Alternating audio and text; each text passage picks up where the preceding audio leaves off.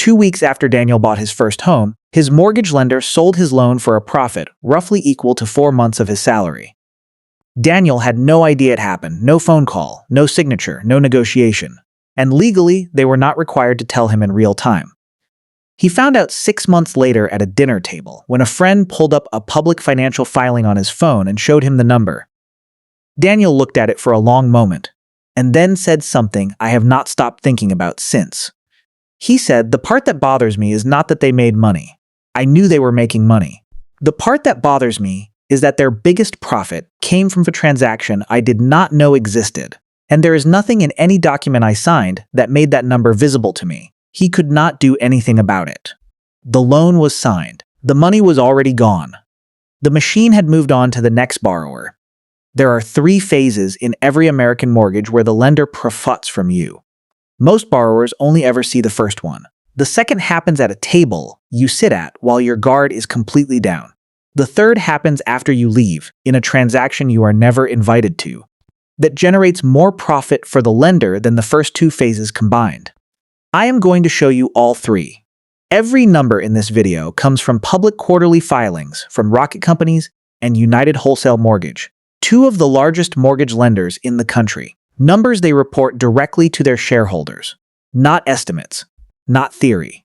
Public record. By the end of this, you will understand how this system works better than most real estate agents do. Daniel Reeves was 31 and had been renting the same apartment in Columbus, Ohio for 6 years.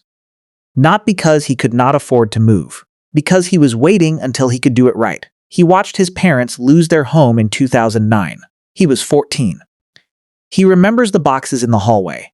His mom on the phone with the bank, voice low, trying not to let him hear. 3 months of silence at dinner after they moved into his uncle's basement. That did not make him afraid of homeownership. It made him obsessed with doing it correctly. So at 28 he started. $600 automated every month into a dedicated house fund. 2 vacations declined. His car kept 3 years past when he wanted to replace it. Lunch packed 4 days a week for 2 solid years. By the spring of 2023, in a week when Freddie Mac's national survey put the average 30-year fixed rate at 6.48%, Daniel walked into a lender's office in Columbus with $78,000 saved.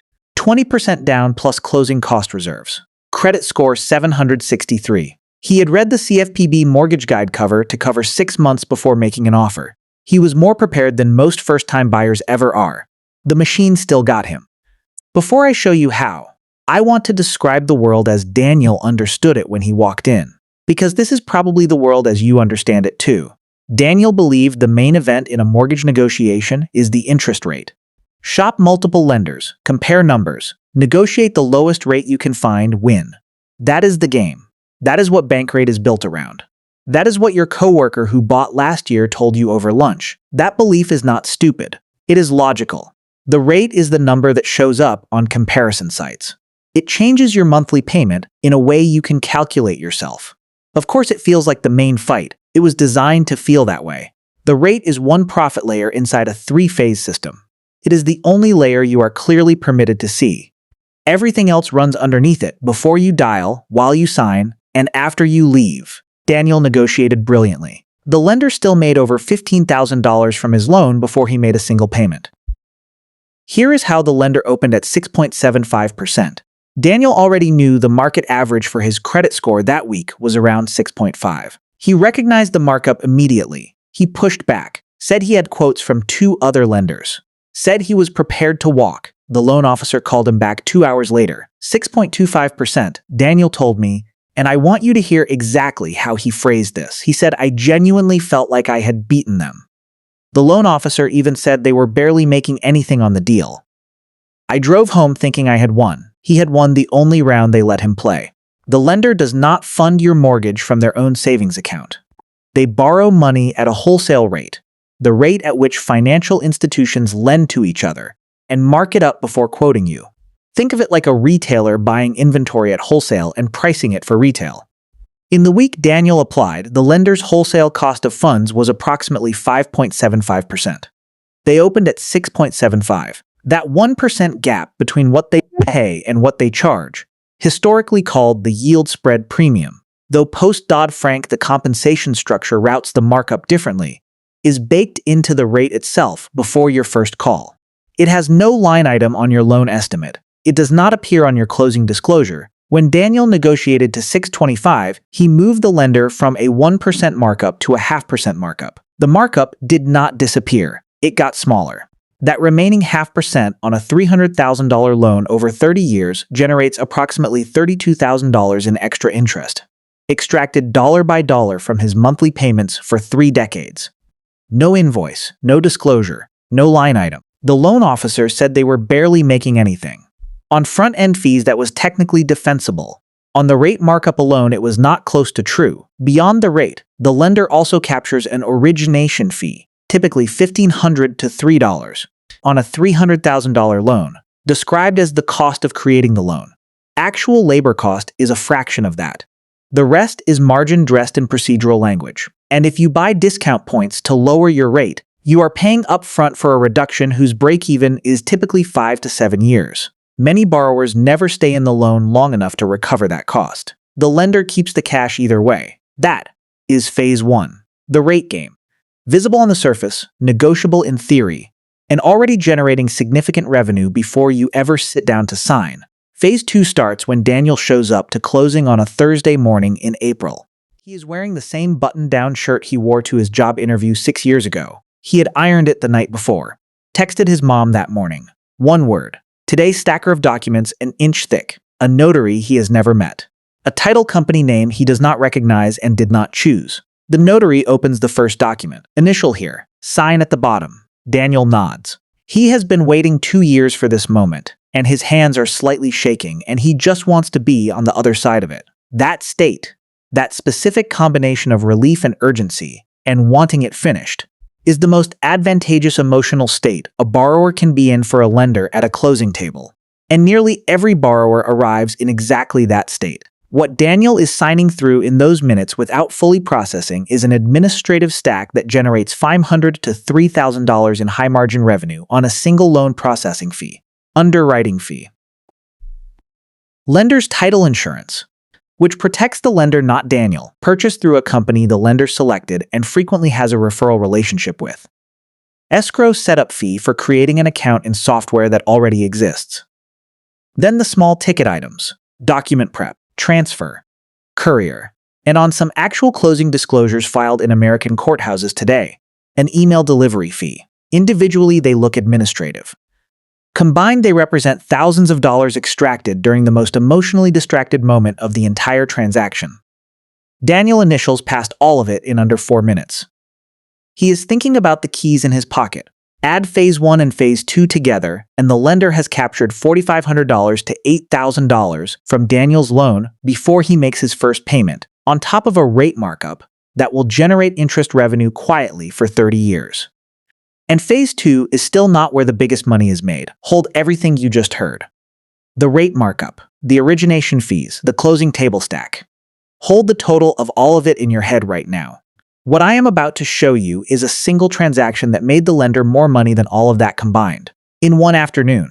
In a deal Daniel was not part of and did not know was coming. It is a Tuesday. 2 weeks after closing. Daniel is at his desk eating lunch, thinking about paint colors for the bedroom.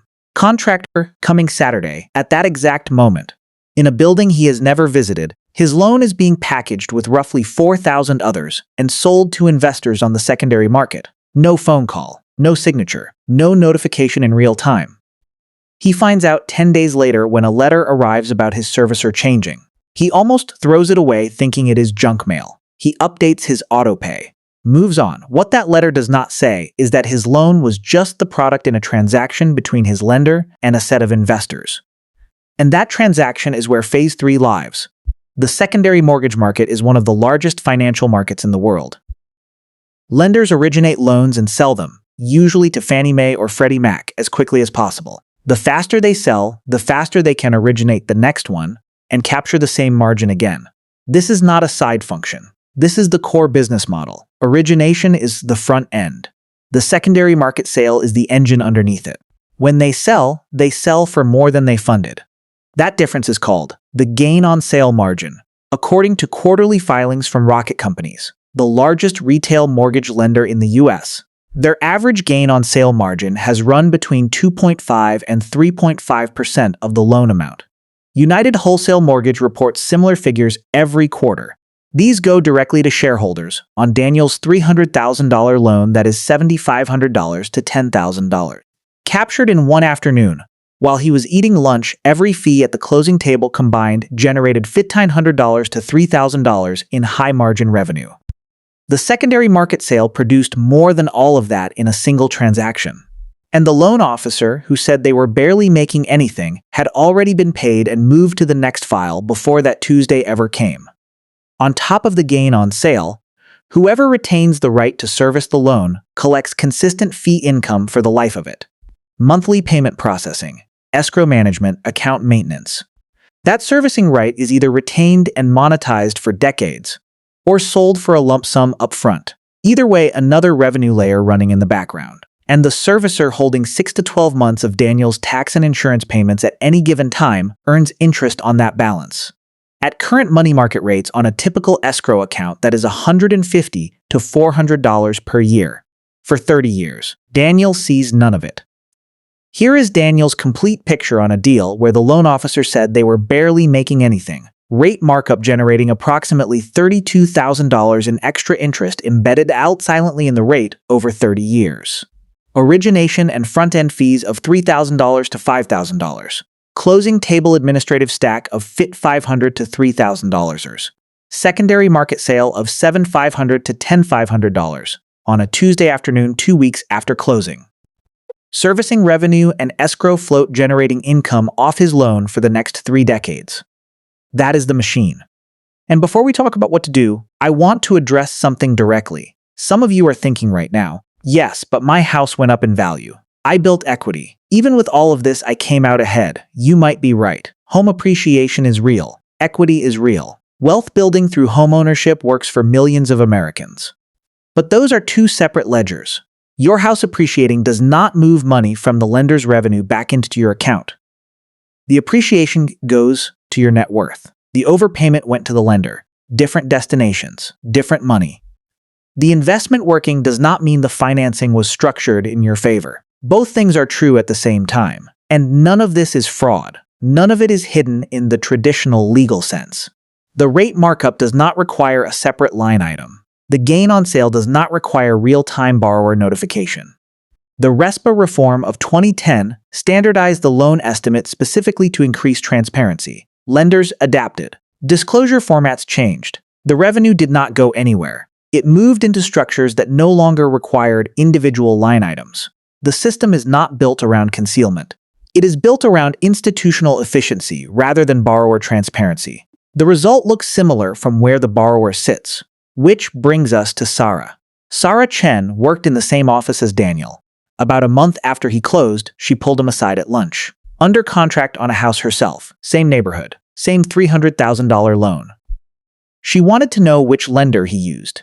Daniel gave her the name. Sarah called that afternoon and said one thing in the first 5 minutes that cost her $17,640 over the life of her loan. She told the loan officer she was putting 40% down. She thought that was leverage. More cash, lower risk, better deal. That logic works almost everywhere else in her financial life. Pay more down on a car and the dealer negotiates. Pay a contractor up front and you often get a discount. Cash signals seriousness and seriousness gets rewarded. Here is what the loan officer actually heard. This borrower has substantial cash, has already picked a house, and is not going to walk over a quarter point. A 40% down payment above 20% does not unlock a better rate tier. Rates are priced on loan-to-value ratio, credit score, and loan type. Once you clear 20%, you have already hit the threshold that matters for pricing. Going to 40% does not move the rate. It moves the lender's red on your commitment level. And commitment level determines how hard they need to compete for your business. Sarah did not push back on the opening offer. She assumed her down payment was negotiating for her. She paid the full origination fee. She used the lender's preferred title company without asking if she could shop independently. When closing slipped 10 days because underwriting ran long, she was too far into the process to consider switching lenders. She paid the extension fee. That 0.25% rate difference between Sarah and Daniel cost her $17,640 in extra interest over 30 years. Same lender, same loan size, same week. One sentence on the phone before the application started. The lender did not stumble into that outcome. They ran a process specifically structured to identify borrower commitment levels at every stage. That process has 3 checkpoints built into it, and most borrowers pass through all 3 without realizing they are being evaluated. The pre-qualification call feels like a casual intake form. It is not. Every answer you give calibrates your negotiating position. Mention you are already under contract and your leverage drops. Mention your closing deadline and it drops again. Mention your down payment is sitting in savings ready to wire and it drops a 3rd time. Compare 2 versions of the same opening conversation. Loan officer asks, how serious are you right now? Version 1 says we are actually under contract, closing needs to happen by the 15th, or we lose our earnest money. Version 2 says we are shopping rates, talking to a few lenders, nothing locked in yet. Version 1 handed the lender a deadline, a competing clock, and confirmation that the deal is emotionally real. Version 2 revealed nothing. The lender has to compete for version 2. They only need to close version 1. Once you receive a pre-approval letter and go under contract with a seller who has a closing deadline, switching lenders means restarting underwriting, potentially waiting on a new appraisal, and risking earnest money that, on a $375, zero purchase is typically $3,750 to $11,250. The pre-approval letter is not designed to limit your options. In many cases, it functions that way regardless. And once you lock your rate, the clock runs on a timeline the lender largely controls. In many cases, if the lock extension fee hits, it hits on their scheduling, not yours. The fee arrives feeling like your fault. The clock that ran out was frequently not in your hands. By the time you sit at that closing table, you have confirmed your commitment at 3 separate points. The lender has calibrated every remaining negotiable item with that commitment in mind. So here is what you do differently. Before you say anything specific about your timeline, your down payment above 20%, or whether you are already under contract, get loan estimates from at least 3 lenders. The loan estimate is a federally standardized form. Same format, every lender, required by law, lay 3 side by side and compare every line item directly. The fastest way to do this without spending a week on the phone is a mortgage comparison tool that pulls real competing offers without requiring a hard credit pull for initial estimates. I have linked the one I recommend in the description below. Use it before you call anyone. It lets you gather real numbers without triggering anything on your credit report and without signaling commitment to any single lender. That sequencing matters more than most buyers realize. When you do call, each lender say exactly this. I am shopping rates for a $300,000 purchase with 20% down. I am talking to several lenders this week. Can you give me a loan estimate based on that? Nothing about the specific house. Nothing about your actual timeline. Nothing about your real down payment if it is above 20%. You are gathering clean, comparable data with zero commitment signaled. Ask each lender directly for their par rate. What is your par rate today for a borrower with my credit profile? The par rate is the rate at which the lender profits only from origination fees and the eventual loan sale with no rate markup built in. Most loan officers will hesitate when you ask this. Some will redirect you. That hesitation and that redirect tell you exactly how much markup is sitting in the current quote. A lender who answers directly is showing you something worth paying attention to. Negotiate the full fee stack in writing, not just the rate. Origination fee, processing fee, underwriting fee, document preparation, all of it on the table at once. The lender will say the fees are fixed. They are fixed until you ask in writing for them to change. Get every agreed adjustment confirmed by email before closing. Written confirmation is the only version that holds at the closing table 3 weeks later. Shop your own title insurance independently. In most states, you have the legal right to choose your own title company for owner's coverage. The lender cannot require you to use their referral partner. Independent title insurance often costs 30 to 50% less. On $300,000, that is $300 to $1,000 for one phone call. When the lender mentions their preferred title company, your response is, I appreciate that. I will be selecting my own. That is the complete sentence. Before locking your rate, get the lock terms confirmed in writing. Specifically, who bears responsibility for timeline delays and what any extension will cost. Add this by email. Any rate lock extension triggered by lender-side delays. In underwriting, appraisal scheduling, document processing will not be charged to the borrower. Many lenders will agree without significant pushback. The ones who push back hard are telling you something important about how they plan to manage your file. Read the closing disclosure against your loan estimate line by line at least 2 days before sitting down to sign. By law, you receive it 3 business days before closing. Every fee should match the loan estimate or come with a clear explanation. Any fee that appeared without prior notice is negotiable in that window. The lender does not want to delay closing either. That shared interest is your leverage. Use those 3 days. 6 months after his closing, Daniel was at dinner with a friend who had bought and sold several properties. He walked through the whole transaction out loud for the first time. The rate, the fees, the servicer letter that showed up 2 weeks after. His friend listened, then asked one question. Did you know your loan was going to be sold before you signed? Daniel said he had not really thought about it. His friend pulled up Rocket Company's most recent quarterly filing on his phone right there at the table and showed him the gain on sale margin. Daniel looked at the number for a long moment. Then he said, "The part that bothers me is not that they made money. I knew they were making money. The part that bothers me is that their biggest profit came from a transaction I did not know existed. And there is nothing in any document I signed that showed me that number clearly." He could not undo it. The loan was signed. The gain on sale had already settled. The servicer was collecting his payments. There was no mechanism to go back. If you have ever signed a mortgage, some version of what happened to Daniel happened to you too. Not because you were careless. Not because you missed something obvious. Because you were participating in a system that was structured around institutional efficiency rather than borrower transparency. The most profitable transactions in that system are ones the borrower never sees clearly while they are happening. The machine keeps running. The difference now is that you can finally see it. Drop the number in the comments that stopped you. The gain on sale, the rate markup, the closing table stack. Which layer landed hardest? I read everyone, and before you close this video, if you already own a home and you are sitting there thinking the machine stopped running the day you signed those papers, your servicer is looking at your loan right now. Not at you as a person, at your equity position, your payment history, and your statistical likelihood of refinancing in the next 18 months.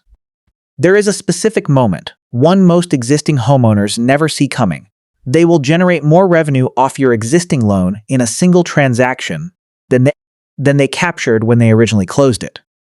It has nothing to do with your interest rate. It has nothing to do with your credit score.